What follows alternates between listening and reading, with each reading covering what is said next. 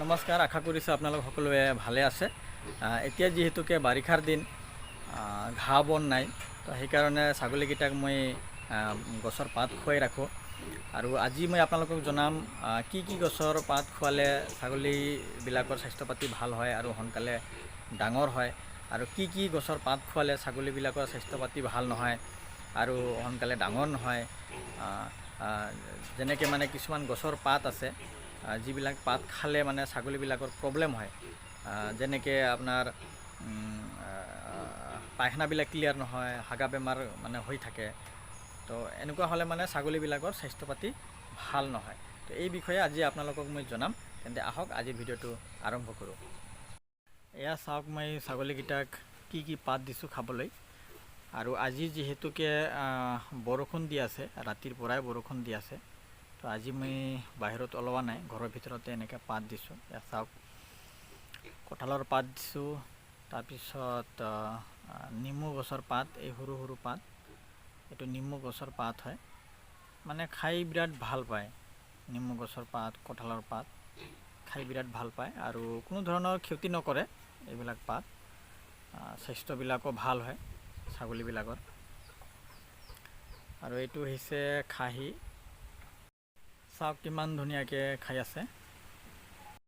ছাগলীবিলাক এনেকৈ পাত খাব পাব লাগে, এনেকৈ উঠি পেলাই, তেতিয়া মানে ছাগলীবিলাক সোনকালে ডাঙৰ হয় আৰু লম্বা হয়।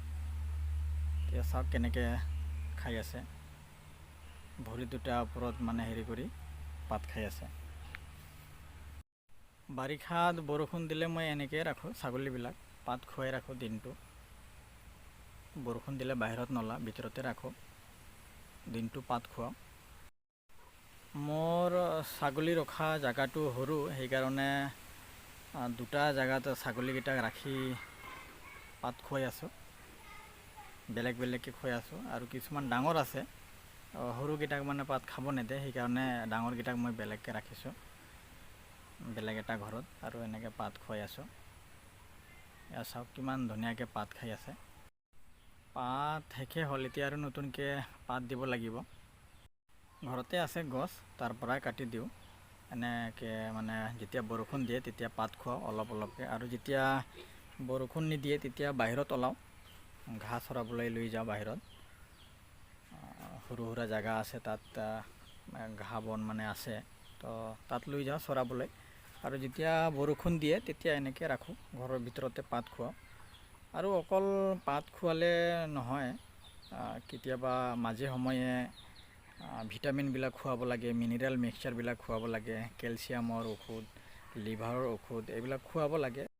তেতিয়াহে ছাগলীবিলাকৰ স্বাস্থ্য পাতি ভাল হ'ব, সোনকালে ডাঙৰ হ'ব আৰু গ্ৰথটোও ভাল হ'ব। আগত দিয়া পাত গোটেইবিলাক শেষ হৈ গ'ল, এতিয়া নতুনকৈ আৰু পাত দিছোঁ মই। ইয়াত এই পাতটো, ইয়াৰ নামটো নাজানো মই, আপোনালোকে চালে গম পাব। আম পাত দিছোঁ, আম গছৰ পাত। আৰু এই যিটো ডাঙৰ ডাঙৰ পাত দেখিছোঁ, এইটো কি পাত বুলি কয় এইটো মই নাজানো। আৰু এইটো চাওক, এইটোও সৰু সৰু পাত। এই পাতটো তিতা, বিৰাট তিতা, আৰু ছাগলীবিলাক খাই ভাল পায় এই পাতটো, সৰু সৰু। ইয়াৰো নামটো মই নাজানো, আপোনালোকে যদি জানে আপোনালোকে জনাব। মানে ছাগলীবিলাক খাই বিৰাট ভাল পায় এইবিলাক পাত। যিকেইটা পাত মই আপোনালোকক দেখুৱালোঁ, এইবিলাক মানে গোটেইবিলাক পাত ছাগলীবিলাকৰ কাৰণে একেবাৰে প্ৰিয়, খুব ভাল পায় ছাগলীবিলাক খাই। মাত্ৰ এটা পাত আপোনালোকে ছাগলীক নোখোৱাব, আৰু এইটো হৈছে এইটো হৈছে গামৰি গছৰ পাত। এই গামৰি গছৰ পাতটো মানে ছাগলীবিলাক খাই বিৰাট ভাল পায়। কিন্তু এই পাতটো যদি আপোনালোকে 2 দিন 3 দিন এনেকৈ যদি আপোনালোকে খুৱাই থাকে, তেতিয়াহ'লে কি হ'ব, ছাগলীবিলাকৰ পায়খানাটো একেবাৰে পাইনা হৈ যাব, পাইনা মানে পায়খানা কৰিব। আৰু এনেকৈ যদি পাইনা পায়খানা কৰে, 3 দিন 4 দিন এনেকৈ যদি পাইনা পায়খানা হয় তেওঁলোকৰ, তেতিয়াহ'লে কি হ'ব, তেওঁলোকৰ স্বাস্থ্য পাতি নোহোৱা হৈ যাব, একেবাৰে দুৰ্বল হৈ যাব, হাৰা চাৰা ওলাই যাব, আৰু দেখাতো মানে ভাল নহ'ব। তো সেইকাৰণে আপোনালোকে যদি ছাগলী পালন কৰি আছে, তেতিয়াহ'লে এই গছৰ পাত, গামৰি গছৰ পাত আপোনালোকে কোনোদিনে নিদিব, নহ'লে আপোনালোকৰ ছাগলীবিলাকৰ স্বাস্থ্য পাতি একেবাৰে মানে নোহোৱা হৈ যাব। তো সেইকাৰণে আপোনালোকে যিমান পাৰে যিটো গছৰ পাত মোটা হয় বা ডাঠ হয় তেনেকুৱা গছৰ পাত আপোনালোকে ছাগলীবিলাক খুৱাব। যেনেকৈ কঁঠালৰ পাতটো অলপ মোটা, কঁঠালৰ পাত খুৱাব। তাৰপিছত আম গছৰ পাত খুৱাব। আৰু পাৰিলে আপোনালোকে যিটো গছৰ পাত তিতা সেইটো আপোনালোকে খুৱাব। কাৰণ যিমান মানে তেওঁলোকে তিতা বস্তু খাব বা তিতা বস্তু খায় তেওঁলোকৰ যিটো লিভাৰৰ ফাংচনটো ভালে থাকিব আৰু সোনকালে পিলুও নহয় তিতা বস্তু খালে।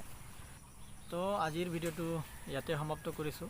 যদি আজি মোৰ এই ভিডিঅ'টো আপোনালোকক ভাল লাগিছে লাইক, কমেণ্ট আৰু শ্বেয়াৰ কৰিবলৈ নাপাহৰিব। আৰু ভিডিঅ'টো চোৱাৰ বাবে ধন্যবাদ।